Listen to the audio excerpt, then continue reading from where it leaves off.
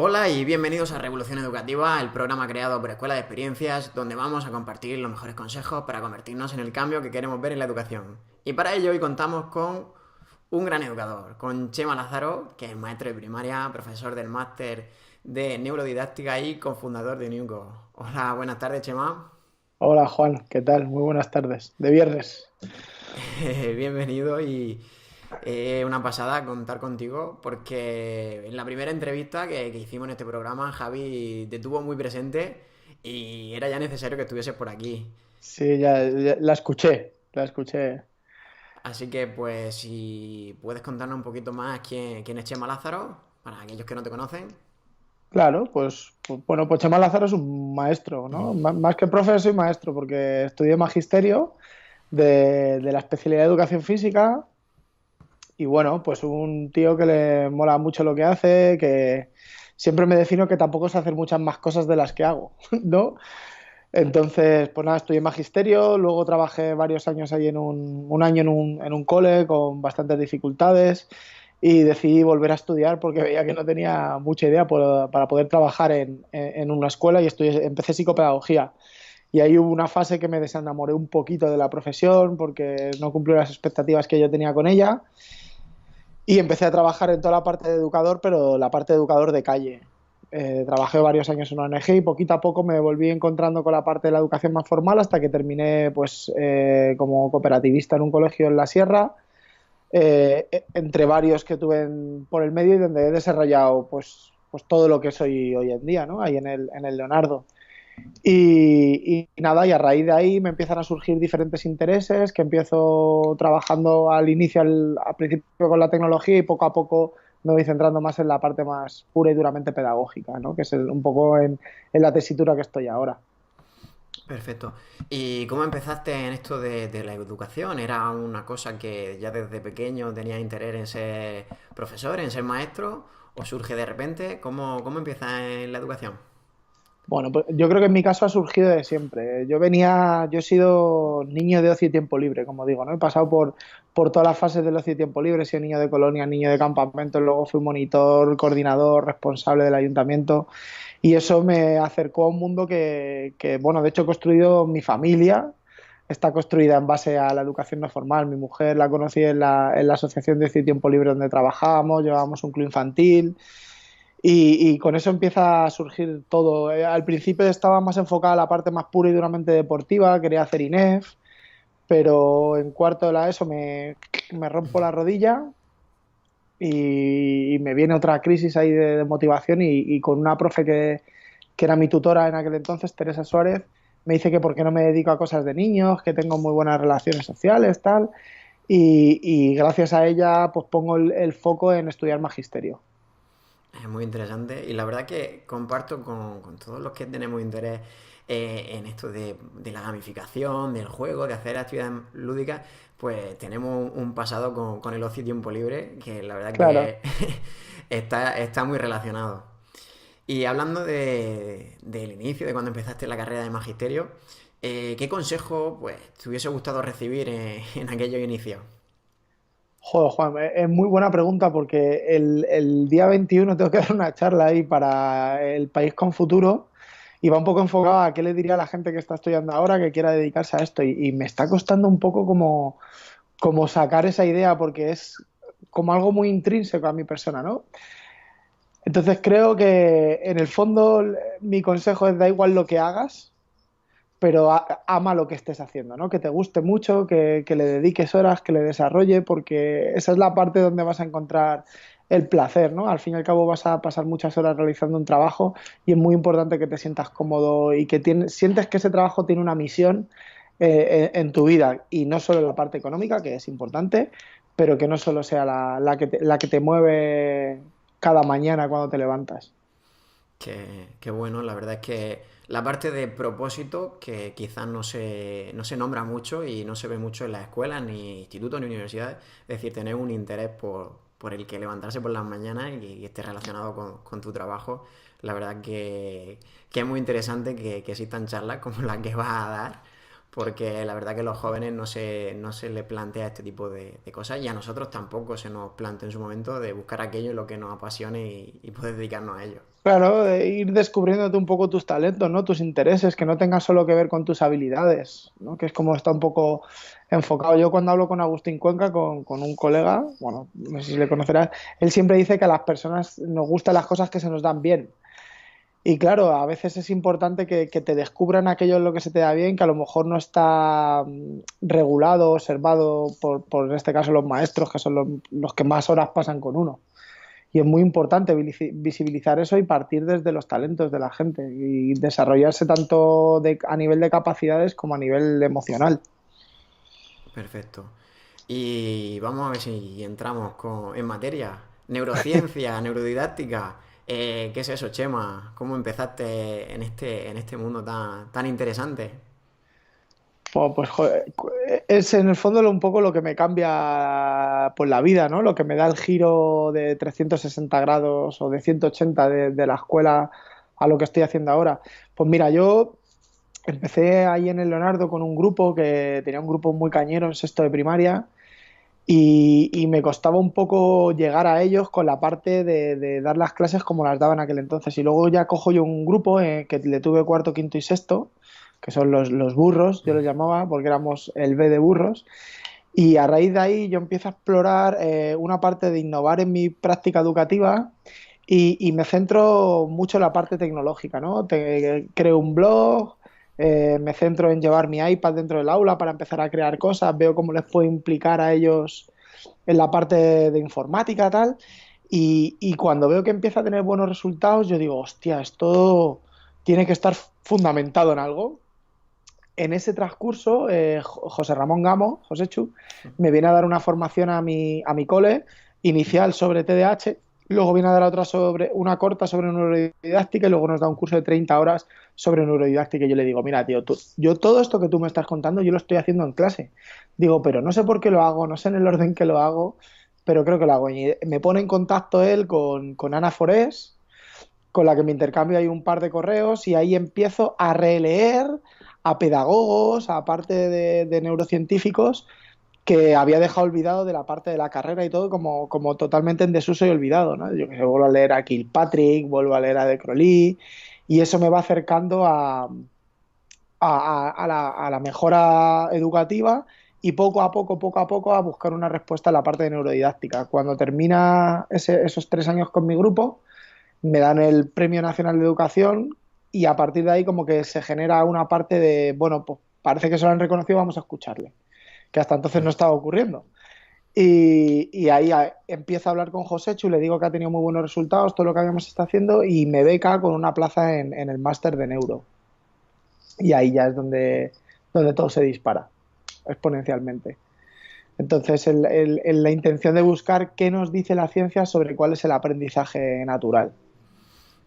Qué interesante y yo una de las cosas que cuando empecé a escuchar este término es una gran esperanza de decir que todo esto que realmente estamos haciendo en el aula, que pone la diversión, que pone el interés en el juego, en hacer cosas más lúdicas, pues demuestra que al final es muy necesario para el aprendizaje. Y ahora en la actualidad sé que estás trabajando con muchos profes, intentando pues darle este punto de vista de la neurociencia para que sea aplicada en el aula. Me gustaría que compartieses qué habilidad crees que es necesaria para estos educadores del siglo XXI. Yo creo que es muy importante, por un lado, la coherencia, ¿no? Los profes a veces somos tremendamente incoherentes entre nuestro discurso y nuestras acciones. Entonces creo que es importante la coherencia como una de las grandes habilidades. Creo que los docentes del siglo XXI tienen que tener una capacidad muy considerable de reflexión sobre su práctica educativa y sobre lo que ven y lo critiquen y lo evalúen y lo vuelvan a hacer. Y por último, creo que tenemos que tener una capa de permeabilidad y de sensibilidad especial, ¿no? Porque estamos ante el gran reto de la individualización del aprendizaje.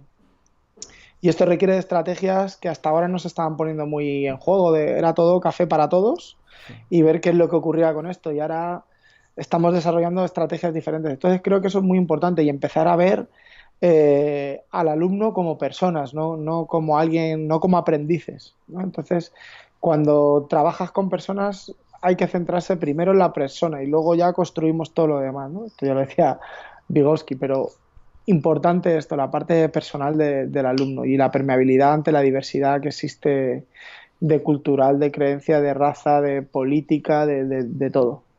Creo que es un reto importante que tenemos por delante. Efectivamente, un gran reto. Y hay una frase que suele repetir y que ha hablado bastante sobre ello y es la educación bulímica que compartes con María Caso. Cuéntanos qué es la educación bulímica y qué forma podemos vencerla o utilizar una serie de estrategias distintas para combatirla. Claro, mira, en el sistema en el que yo he estudiado, que siempre hablo en primera persona para que sea más significativo, se fomentaba un tipo de, entre otras cosas, estaba toda mi evaluación basada en la información. Entonces, basada en la información, trabajábamos todos desde una sola memoria, ¿no? Que son memorias a corto plazo. Estas memorias funcionan muy bien y aguantan hasta unas 72 horas. Entonces, el propio sistema, al evaluar solo el contenido, lo que favorece es el éxito de los alumnos. Si yo me empollo el día de antes o 2 días de antes o 3 días antes las cosas para prepararme un examen, es muy probable que apruebe el examen. Y si le dedico un tiempo de esfuerzo considerable, obtendré buenos resultados, ¿no? Y hasta aquí está todo bien, ¿verdad? Porque he obtenido el objetivo que es aprobar y sacar un buen resultado. Pero ¿qué ha pasado? Que no he aprendido. No ha habido una transferencia entre la información que yo he aprendido y mi práctica. Entonces ahí se produce la bulimia, en el que yo lo he engullido para 72 horas después que se olvide. Entonces, esto es tremendamente dantesco, ¿no? Y luego además sabemos, por ya diferentes estudios que hay, que no hay relación entre la nota académica que uno saca y la cantidad de recuerdo que uno tiene con el contenido aprendido. Entonces, esto nos lleva a pensar que lo que ocurre es que no aprendemos de formas significativas, que es la forma de vencer la bulimia. Entonces, ¿cómo vencemos la bulimia y aprendemos de forma significativa? Pues por un lado consiguiendo lo que estábamos hablando antes, emocionar a nuestro alumnado, que tengan ganas, ¿no? La neurociencia ya nos ha dicho que todos nuestros alumnos pueden, porque el cerebro es plástico y todos pueden. Ahora tenemos que hacer que los alumnos quieran. Y luego debemos de trabajar desde diferentes tipos de memorias, memorias a largo plazo, memorias emocionales, memorias motóricas, semánticas, episódicas, e ir variando los recursos con los que fijamos esos contenidos a las memorias, ¿no? Lo que en neuro ya hablamos de trabajar de forma multisensorial. Sabemos que eso favorece que los aprendizajes sean pues mucho más sistémicos en el entramado de conexiones neuronales. Qué bueno. Y lo que nombras también demasiado, y creo que en el blog de Newco es donde lo he leído, es decir, poner cachonda a la amígdala es posible que sea así. Es decir, ¿a qué te refieres en ese aspecto? ¿Qué conseguimos estimulando en este sentido la amígdala? Esta es una frase que ha utilizado mucho Joséchu como un poco el Logan, ¿no? Para así gamberro, porque llega mucho, ¿no? Y se queda muy grabado. Esto viene a refutar de otra forma la frase de Francisco Mora de no hay aprendizaje sin emoción. Entonces sabemos que los grandes centros de procesamiento de las emociones están en nuestro cerebro límbico, en ellos intervienen órganos como la amígdala o el hipocampo. Entonces sabemos que cuando conseguimos activar las amígdalas de nuestros alumnos, ahí se generan una liberación de neurotransmisores súper potentes para el aprendizaje, entre ellos la dopamina. Y esta dopamina es la encargada de conectar lo que es el cerebro emocional con el cerebro ejecutivo, que es donde residen las funciones ejecutivas, que son las encargadas de hacer que los alumnos aprendan a aprender, ¿no? Tengan ese autogobierno y ese aprendizaje de forma consciente. Y de ahí viene ese término, ¿no? De pongamos las amígdalas cachondas para estimular esa parte emocional y hacer que nuestros alumnos quieran aprender. Qué interesante. Y es muy interesante la forma de captar la atención, porque hay un término que siempre repetimos en clase, es decir, pedimos que los alumnos que estén atentos, pero que la atención no se da, sino que se capta. Exacto. ¿Podría decirnos pues algún consejo para captar la atención de los alumnos? Claro, mira, yo hay otra frase, Juan Cañado, que es que la atención aguanta lo que aguanta el culo. ¿no? Que cuando el culo a uno le empieza a molestar es que eso ya está cayendo. Es importante diferenciar y saber que hay dos tipos de atención, ¿no? Por un lado, los profes, cuando decimos me quieres prestar atención, lo que estamos es trabajando sobre una atención de alerta que es inconsciente para el cerebro de nuestros alumnos. Y lo que hacemos es entrenar la atención ejecutiva, lo que llamamos la famosa concentración. Entonces, al cerebro sabemos que hay cosas que le superan las expectativas y eso le encanta, ¿no? Pues, por ejemplo, hablando relacionado con la gamificación, el uso de las narrativas es algo que al cerebro le pone sobremanera. Cuando tú le metes en primera persona a un alumno dentro de una historia, eso capta su atención y es una puerta, o bueno, una puerta, una ventana gigante hacia el aprendizaje. Todos los elementos que consigan captar, generar una sorpresa, un estado emocional de sorpresa, también son muy potentes para captar la atención, ¿no? Pues yo qué sé, la sorpresa cuando rompemos con la rutina tradicional del aula, ¿no? Es decir, que el cerebro de nuestros alumnos no tenga la capacidad de predecir lo que va a ocurrir, sino que eso sea todo el rato formular nuevas hipótesis sobre las cosas que van a pasar. Eso lo que hace es que mejora la neurofuncionalidad de esos cerebros. Estrategias también que funcionan muy bien, pues generar la curiosidad, ¿no? Esto en gamificación se aplica muchísimo, pero bueno, curiosidad, pues es lo típico. Un cartel de saber que algo va a llegar, un sobre misterioso que les llega a los alumnos, una caja sorpresa, señalar un día concreto.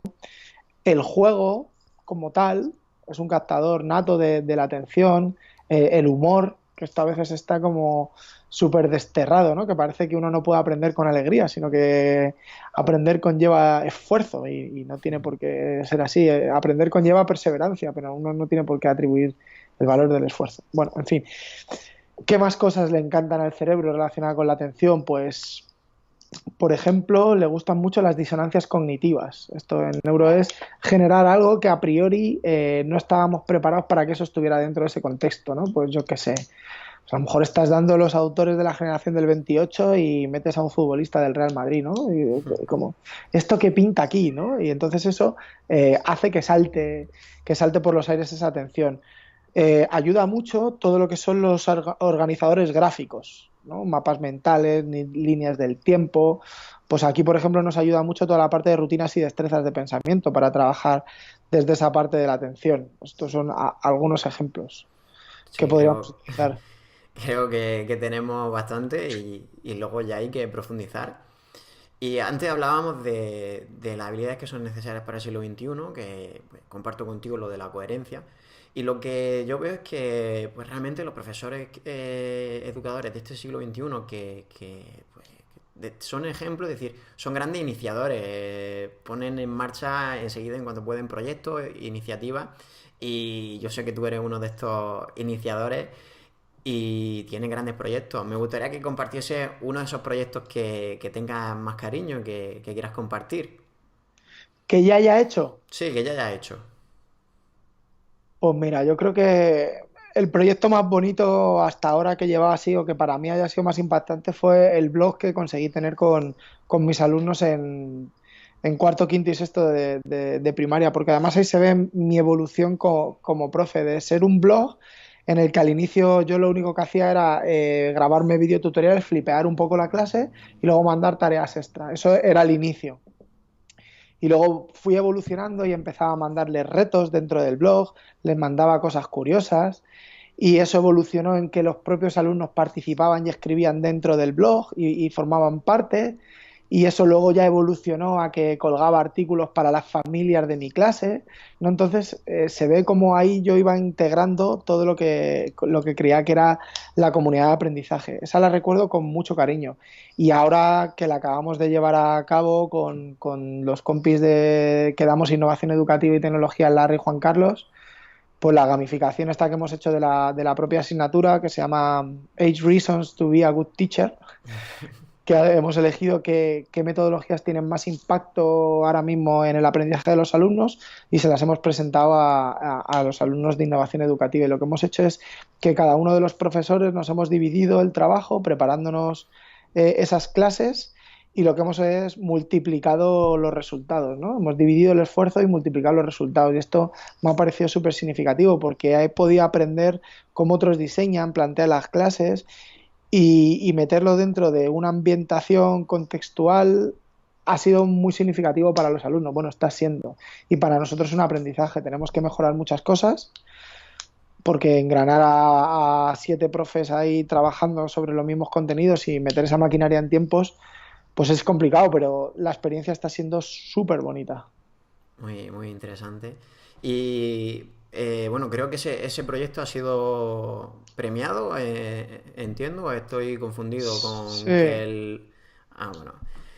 Lo que sí quiero comentar es que uno de los finales que tiene en algunas de tus presentaciones es el que utiliza una hoja de papel para hacer un avión. Cuéntanos sí. un poco en qué consiste, porque me parece muy interesante la reflexión que consigues con esa propuesta. Mira, esta idea yo se la he fusilado a David Bueno, directamente. David Bueno es un neurocientífico especialista en genética de Barcelona, que es tremendo, el tipo, ¿vale? Entonces, claro, yo hablo mucho de cambio de paradigma, sobre todo me centro mucho en la parte emocional de los profes, de que entiendan que nuestros alumnos pueden, de que el cerebro es plástico y ahí, de ahí empieza a construir toda la charla. Entonces me viene muy bien cerrarla con la metáfora del avión. Entonces consiste en lo siguiente.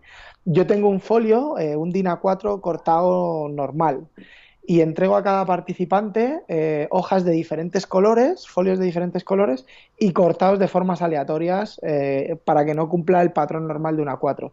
Y a partir de ahí les empiezo a dar indicaciones de cómo construir un avión de papel.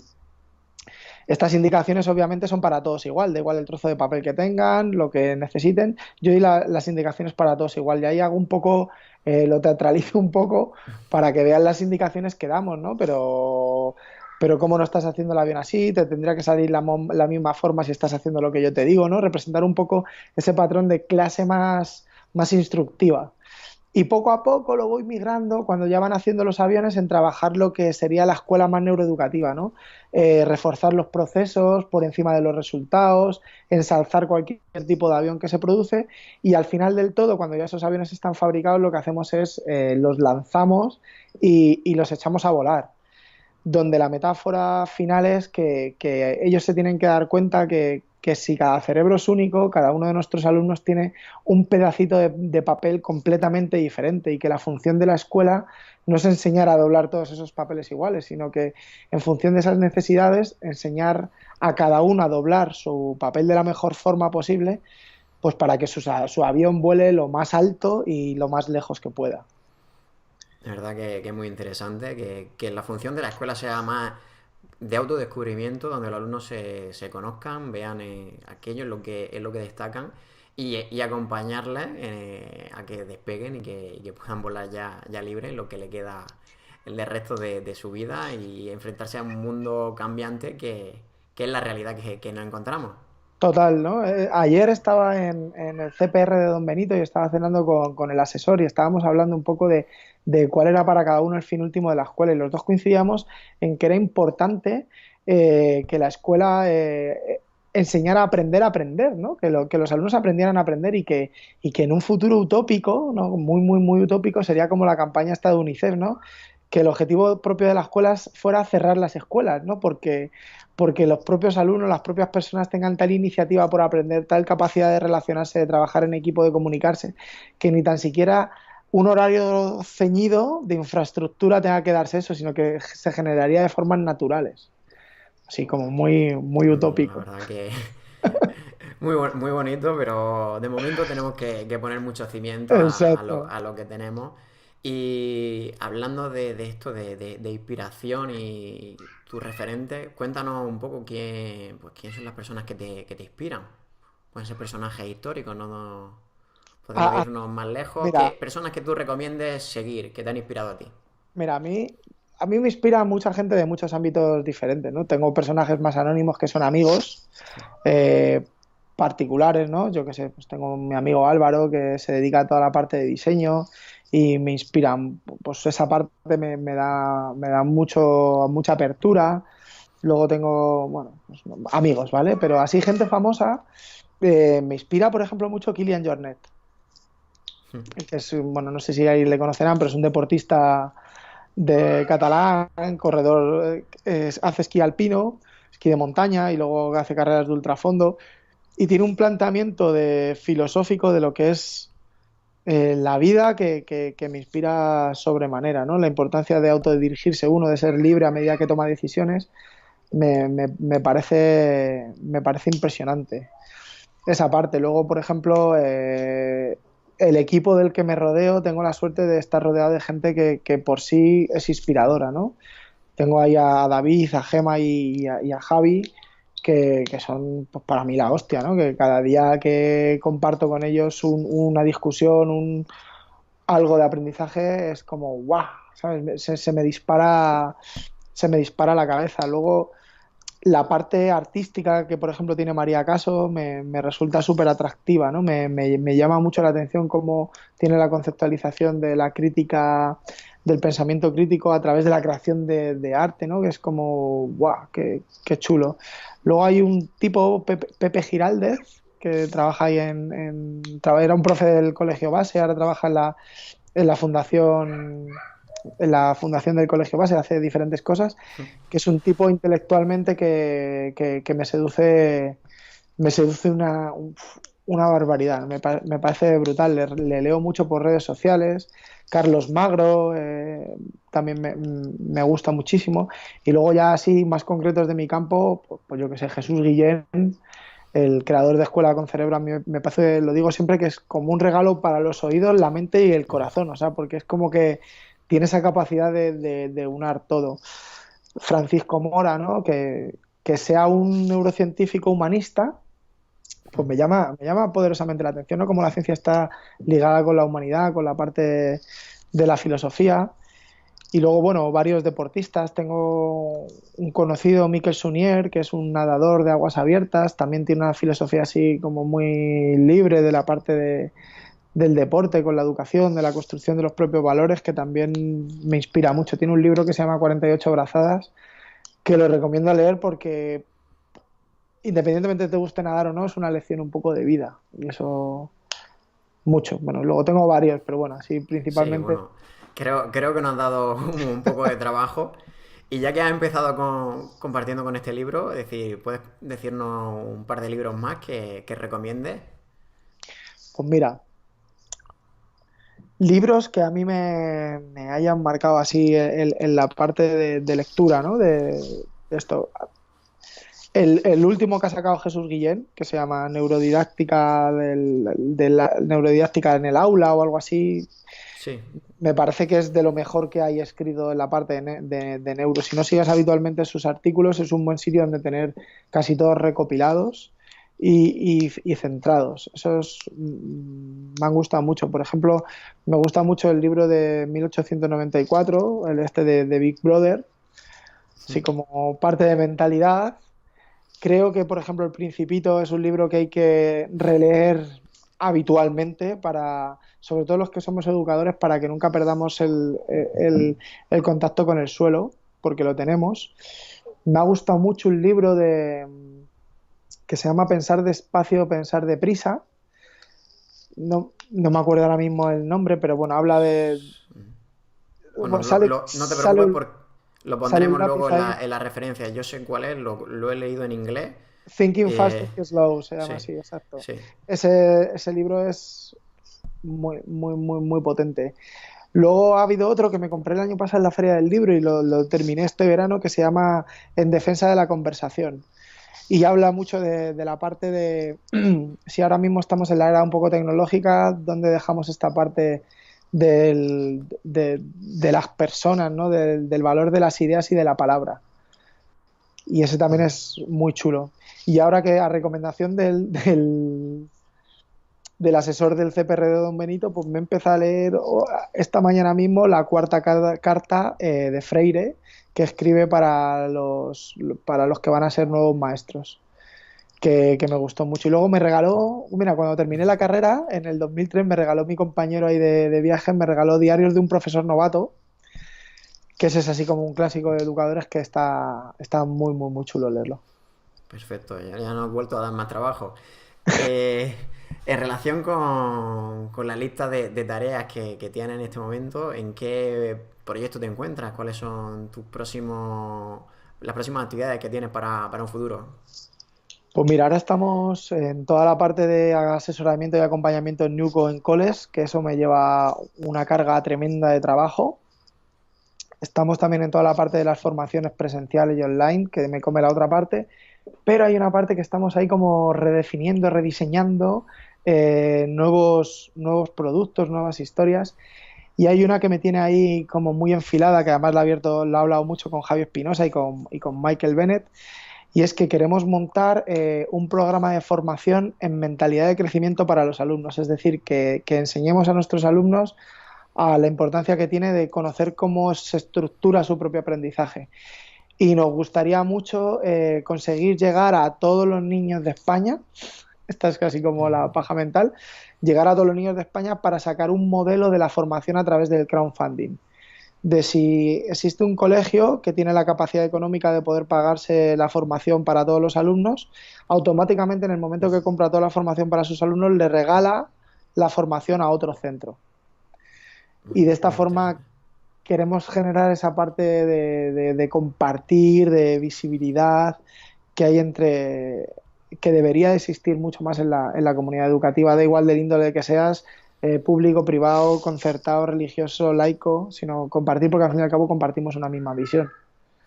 Muy interesante lo que dices de la mentalidad de crecimiento y yo estoy trabajando mucho en aprender eso que no lo han explicado nunca, o por lo menos a mí nunca lo había Nada, conocido hasta que he conocido a Carol Dweck con mindset. con su libro de Mindset y la verdad que para mí ha sido un descubrimiento y es una realidad que en el día a día podemos nosotros influir muy potencialmente en nuestros alumnos simplemente con diferentes formas de transmitirle pues una misma realidad. Y la verdad que es muy interesante. Sobre todo porque es tan potente que no tiene nada que ver ni con ingresos, ni con que te compren un iPad o una tablet o una impresora 3D o te pongas a hacer gamificación, sino que tiene que ver cómo el profe mira a su alumno y cómo le trata de forma diferente y eso es salvaje. A mí hay una cosa que me fascina y es que realmente las personas que han llegado al éxito y seguramente pues los que han nombrado del mundo del deporte tienen una serie de patrones que se repiten y esos patrones no se estudian ni se dan en la educación y es una cosa que a mí me motiva especialmente poder aprenderlo para poder transmitirlo en el aula porque creo que es más interesante eso que muchas cosas en las que se le dedica mucho tiempo y se tienen que evaluar hoy en día. Claro, No sé. el otro día cuando escribía a Tony Nadal, que sacó una carta ahí en El País despidiéndose de Rafa Nadal, él en toda la carta lo que hablaba era de temas de valores, de la importancia de la autosuperación, el autoconcepto, ¿no? Del valor de apreciar al rival por encima de ti mismo porque sabes que el rival te hace mejor, ¿no? A mí esa es la parte que me parece acojonante de todo esto, ¿no? Que la gente buena, buena de verdad es porque tiene una cabeza amueblada de la hostia. Y eso es una de las cosas que hay que hacer, enseñar a la gente a autogobernarse y a autodirigirse y no ser mecánicas autómatas que replican modelos y no saben pensar. Perfecto. Y un poquito para ir terminando, sí me gustaría conocer un poco la parte de Newco, pues si en este caso algún cole o algún profesor estuviese interesado en conocer cuál es el proceso que seguís con Newco para conseguir esa transformación en este caso, de los colegios, de las escuelas. Pues mira, nosotros dentro de la parte de transformación de Nuco, evidentemente tenemos un modelo prototipado de transformación, pero creo que lo interesante es que tenemos la capacidad de hacerlo ad hoc a las necesidades que tiene cada uno de los centros. Eso por un lado. Y luego por otro, está todo fundamentado en qué es lo que funciona realmente en educación. Y ahí pues entramos donde el cole nos deja, entramos hasta donde nos dejan, ¿no? Si hay, por ejemplo, uno de los colegios aquí en Madrid, Almazán, que estamos trabajando con ellos, que aparte de la parte de espacios, que a veces es como más estética, pues también han cambiado los menús del cole, ¿no? Por ejemplo, para que los chavales coman y se alimenten mucho mejor, les han dado hábitos y están trabajando un programa de descanso de cara a las familias, ¿no? O sea, pues cosas que enriquecen mucho la parte de los proyectos educativos. Y eso es así lo más significativo que tenemos. Y luego que yo creo que tenemos, no lo creo, lo siento, que hemos desarrollado herramientas métricas que dan información a los centros, tanto cuantitativa como cualitativa, del diseño y la implementación de cada uno de los coles, con lo cual eso te da una información que te ayuda mucho a tomar decisiones a corto, a medio y a largo plazo en tus centros, que eso yo creo que es una de las cosas que en todo proceso de innovación no se nos puede evaluar, no se nos puede olvidar evaluar, porque es la parte de crecer, si no uno termina replicando y copiando.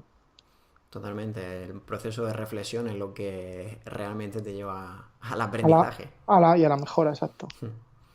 Bueno, y para ir terminando, aunque ya lo hemos compartido, es decir, yo siempre termino diciendo lo mismo, que si nos encontrásemos, te encontrases de repente con una lámpara mágica y apreciase un genio y te concediese un deseo para poder aportarlo a la educación, es decir, un deseo que se va a construir, ¿qué deseo pedirías?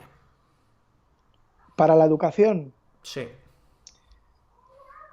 pues yo creo que pediría, pues cojonuda la pregunta. Yo creo que pediría que de verdad, ya que es un genio y lo puede permitir, que la escuela fuera un lugar democrático en el que todos tuvieran la misma igualdad de oportunidades, todos tuvieran el mismo derecho al acceso a los recursos, porque creo que de esa forma crearíamos un mundo un poquito más justo del que tenemos, que es lo que soñaría, ¿no? Tener un mundo más justo con menor desigualdad, donde los niños gobiernen mucho más de lo que hacen. Muy, muy inspirador y esperemos que poquito a poco todos pongamos de nuestra parte nuestro pequeño granito de arena para que esos deseos se cumplan y se hagan realidad. Y bueno, Chema, pues estamos ya en la parte final. Sí que me gustaría que compartieses con pues, estos lectores que tenemos, pues dónde te pueden encontrar, dónde pueden conocer un poquito más sobre Newco y sobre ti. Mira, pues me pueden encontrar en la web de Newco. Estamos ahora empezando a hacer artículos cada vez más asiduos, que al principio nos los escribía Jesús y ahora estamos lanzándonos nosotros también a escribir. Me pueden encontrar en mi Twitter, que soy Le Petit Pan y ahí voy participando en la medida que el tiempo me deja. Y luego nosotros solemos montar, bueno, tú ya has estado algún año, un Open Space casi todos los años, que este año casi seguro va a volver por Navidad, como el Suchar, que es ahí nuestra fecha insigne, ¿no? Que yo creo que es muy inspiradora para cerrar el primer trimestre. Y luego vamos a empezar a montar este año unos workshops de reflexión educativa junto con la Universidad Europea el final de jueves de cada mes. Y iremos trabajando diferentes temas en formato meetup. 20-25 minutos de una charla con el experto sobre el tema y luego un debate y por último unas líneas de actuación que nos llevemos para comprometernos cada uno. Ir creando ahí como una pequeña comunidad hacker de claustros y de instituciones, que fue cuando nació todo esto, cuando yo conocí a todos estos volados, que era la idea de hackear el claustro. Muy, muy interesante, la verdad que tengo que decir que fue una experiencia brutal el año que compartí y espero este año a ver si tenéis ya una fecha próxima para poder escaparme y compartirlo con vosotros. Muy Y bien. bueno, Chema, es decir, tienes tu minuto por si te quieres despedir y decir algo más y ya vamos Nada, poniendo fin a esta entrevista. todo lo contrario, yo creo que el minuto de lo suyo es ser agradecido, ¿no? A ti primero por el esfuerzo que haces con la divulgación de todo esto, desde el proyecto tan guapo que te has marcado, por darnos este espacio de poder hablar y de poder expresarnos, que yo creo que eso vamos, que lo que estás haciendo es poner altavoz a un montón de cosas y el minuto es para agradecértelo, más que para nada más. Así que gracias, Juan, tío. Yo súper agradecido de poder contar y poder cada semana entrevistar y conocer a cosas muy interesantes que se están haciendo en educación. Y mil gracias por este hueco que has sacado, que sé que en tu agenda es a veces complicado. Y muy agradecido de todo lo que has compartido y esperemos que realmente sirva de ayuda y de inspiración a muchos educadores. Así Seguro que que pues sí. hasta aquí nos quedamos. Muchísimas gracias, Chema. Hasta la Muy próxima. bien. Gracias, Juan. Un abrazo.